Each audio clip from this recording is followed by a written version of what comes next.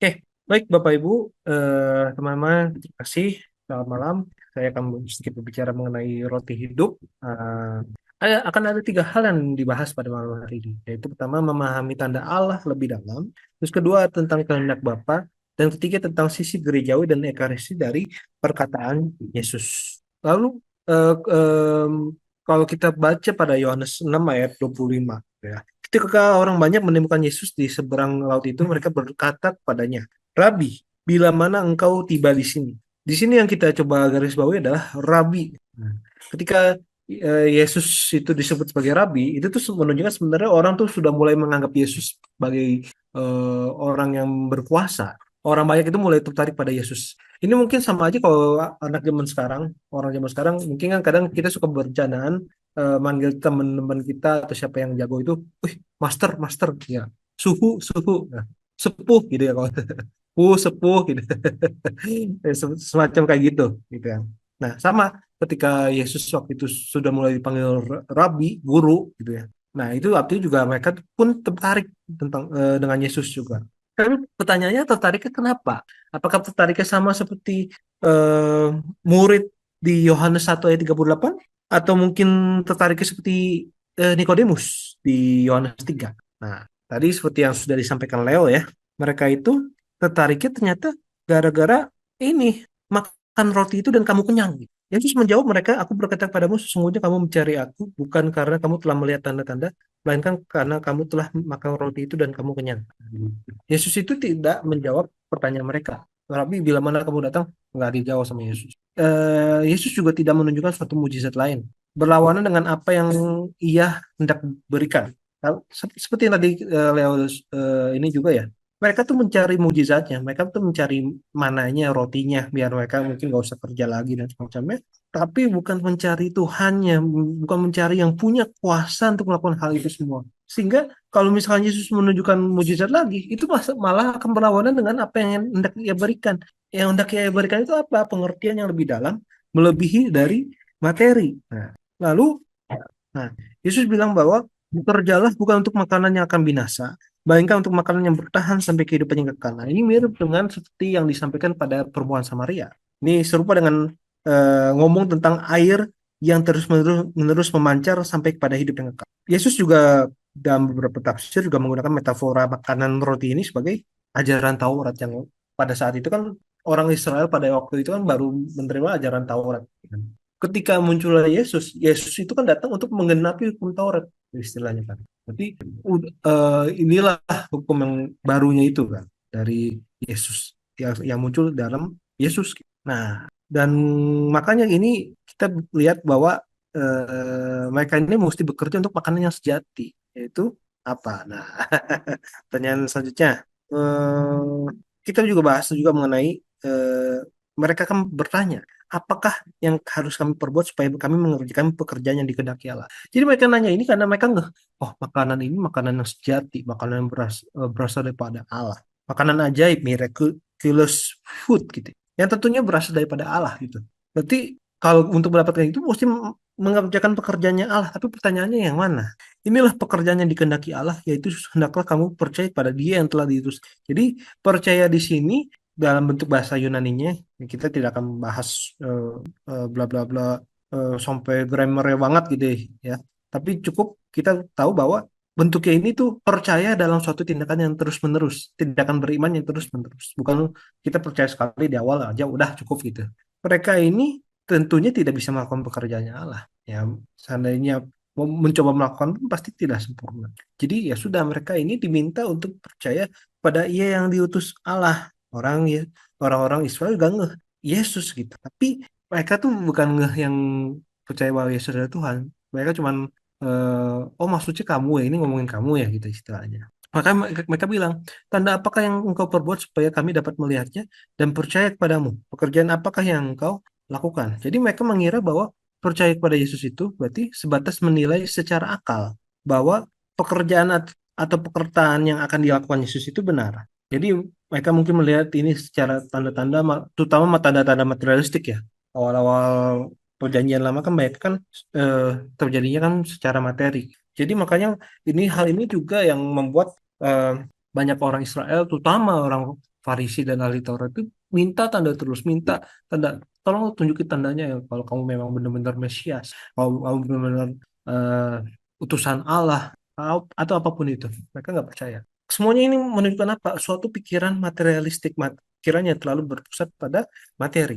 Makanya dibilang di ayat selanjutnya, nenek moyang kami kan sudah makan makanan di padang gurun. Jadi mujizat pemberian makan 5.000 orang kemarin itu dibandingkan dengan peristiwa pemberian mana di padang gurun selama 40 tahun.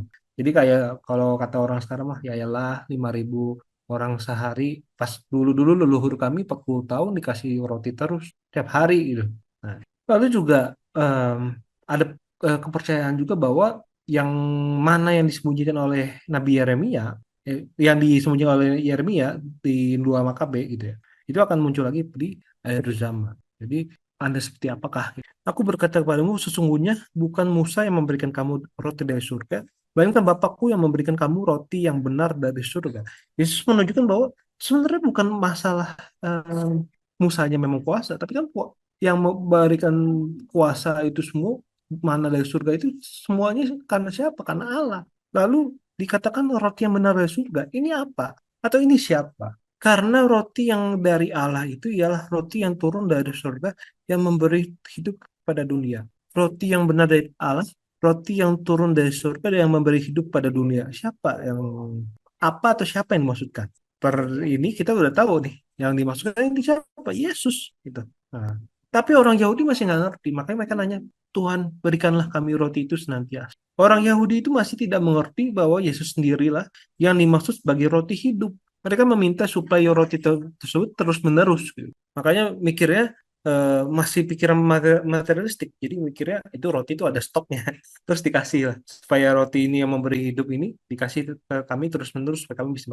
Tapi kita mesti sadari bahwa melihat di sini tidak sama dengan percaya. Jadi sekalipun Yesus sudah jelasin sana sini, udah panjang lebar gitu ya jelasin ini saya, ya akulah roti hidup itu. Barang siapa makan dan dagingku dan minum darahku, ia akan hidup selama-lamanya, tidak akan lapar lagi, tidak akan haus. Masih nggak percaya. Mereka malah bersungut-sungut. Sungguh pun kamu telah melihat aku, kamu tidak percaya.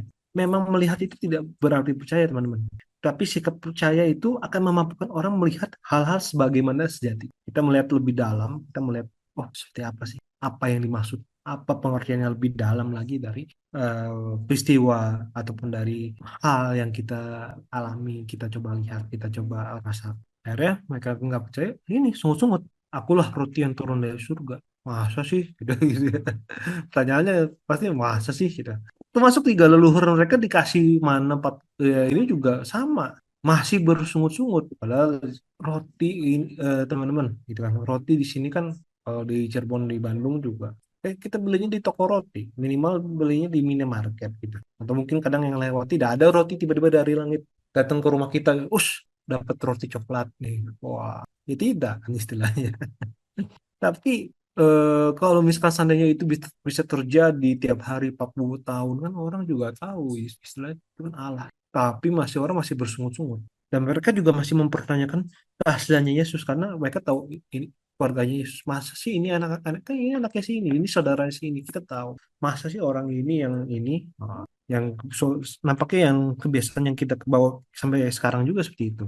Tapi untuk memahami maksud Allah, pandangan kita tidak boleh berhenti pada hal-hal materi, melainkan harus menembus lebih dalam hingga ke makna yang tersembunyi. Nah, lalu kita akan masuk bahasan yang kedua, yaitu kehendak Bapa. Semua yang diberikan Allah, Bapa kepadaku, akan datang padaku, dan barang siapa datang kepadaku, ia tidak akan kubuang. Jadi menarik bahwa orang itu dapat mendekati Allah karena karunia yang berasal daripada Allah. Dan Kristus itu tidak akan menolak mereka yang menerima karunia ini. Jadi kita bisa beriman apa datang pada Allah itu ya karena karunia, rahmat, rahmat iman. Makanya sering dibilang rahmat iman, karunia iman yang diberikan. Tanyanya kita menerima atau menolak karunia tersebut. Lalu dibilang sebab itu aku telah turun dari surga bukan untuk melakukan kehendakku, tapi melakukan kehendak Dia yang telah mengutus aku. Nah, Cornelius Alafide menekankan bahwa tujuan Kristus ke dunia ini hanya untuk melaksanakan kehendak Bapa, yaitu menyelamatkan umat manusia. Ayat ini dapat dikatakan sebagai suatu teguran halus terhadap orang Yahudi yang lebih mementingkan kehendak sendiri daripada hukum Allah. Ya. Jadi ini bisa dikatakan ya suatu kritik, teguran halus pada orang-orang Yahudi pada saat itu juga. Demikian juga karena Kristus pun melakukan hal yang demikian, kita pun juga diharapkan untuk meneladani Kristus yang duduk pada kehendak Bapa. Dan inilah kehendak Dia yang telah mengutus aku supaya semua yang telah diberikannya kepadaku jangan ada yang hilang, tapi supaya aku bangkitkan pada akhir zaman. Lalu kalau ambil potongannya sedikit, supaya setiap orang yang melihat Allah, anak dan percaya kepadanya beroleh hidup yang kekal. Setiap orang yang percaya bukan hanya selamat di dalam kerajaan Allah, tetapi juga beroleh bagian di dalamnya dalam kebangkitan yang luar biasa. Dan mereka semua akan diajar oleh Allah. Dan setiap orang yang telah mendengar dan menerima pengajaran dari Bapa datang padaku. Ini sebenarnya dan mereka semua yang diajar dari Allah ini sebenarnya merupakan bagian dari Yesaya 54 ayat 13. Ini digenapi. Penerimaan akan karunia iman yang berasal daripada Allah memampukan manusia untuk lebih mengenal Allah melalui perantaran putranya Tuhan kita Yesus Kristus. Jadi ini bukan sekadar selamat, tapi juga beroleh bagian dalam kerajaan Allah. Dan ini kita juga bisa lebih mengenal Allah ketika kita menerima iman melalui perantaran putranya Tuhan kita Yesus Kristus. Luar biasa, Bapak Ibu teman-teman. Apakah kita sudah seperti itu? Apakah kita juga sudah meneladani Kristus yang tunduk pada kehendak? Apakah kita masih suka mengeluh ya? Ya manusiawi sih memang. Tapi apakah kita masih seperti itu? Dikit-dikit eh, mengeluh. Bukan kita tidak boleh sedih ya, tapi dikit-dikit putus asa itu adalah suatu hal yang menurut saya ya kurang baik. Berarti apakah kita tidak punya harapan di dalam Allah? Karena kita dijanjikan bahwa kita menerima Kristus, mengikuti kehendak Allah, kita selamat dan juga kita beroleh bagian. Dan kita akan juga lebih mengerti dan lebih mengenal lagi kita dibentuk oleh Allah. Sehingga dari sini kita dapatkan bahwa Allah Bapa berkehendak agar semua manusia diselamatkan dan beroleh bagian di dalam kerajaan Allah. Lalu yang ketiga, ini sedikit yang menarik nih, tentang sisi gerejawi dan ekaristi dari perkataan Yesus. Tadi dibilang di Yohanes 6 ayat 27 itu tentang tanda yang akan diberikan anak manusia padamu, sebab dialah yang disahkan oleh Bapa Allah dengan meterainya. Meterai ini sebenarnya suka banget dipakai dalam istilah kita dapat sakramen baptis, sakramen inisiasi, komuni pertama gitu ya, krisma dan juga tahbisan gitu. Nah ini bilang tahbisan bagi yang jadi romo ya.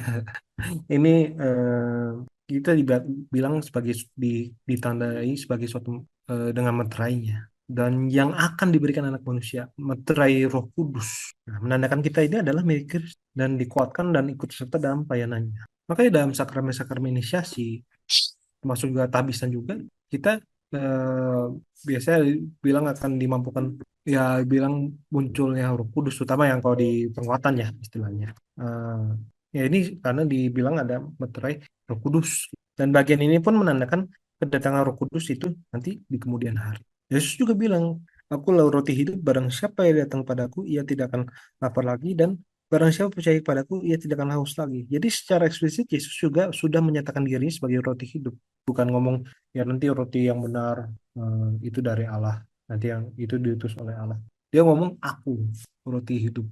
Hidup itu yang seperti apa? Hidup yang tidak akan pernah dipupus oleh kematian. Dan Santo Theophilus dari Antioquia bilang bahwa kalau nggak lapar lagi, nah, itu berarti ketika kita mendekat pada kita tidak akan bosan mendengarkan sabda dan tidak akan merasa haus atau kekurangan akan pengertian karena Kristus itu memberikan air baptisan dan pengudusan oleh Roh Kudus. Dan dibilang lagi, pokoknya ini akulah roti hidup ini diulang-ulang berkali-kali gitu ya. Termasuk juga dalam ayat ini. Jikalau seorang makan dari roti ini, ia akan hidup selama-lamanya.